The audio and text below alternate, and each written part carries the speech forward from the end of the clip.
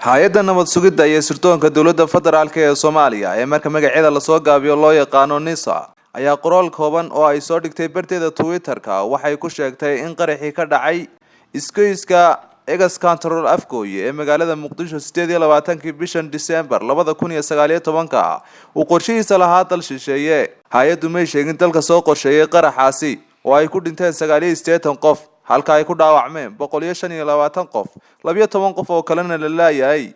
Haddaba qoraalka ayaa waxa uu dhignaa sida tan: waxaan madaxda qaranka u gudbinay warbixin bilow ah oo tilmaamaysa in xasuuqii shacabka Soomaaliyeed loogu geystay magaalada Muqdisho 28 bisha December 2019 uu qorshihiisa lahaa dal shisheeye.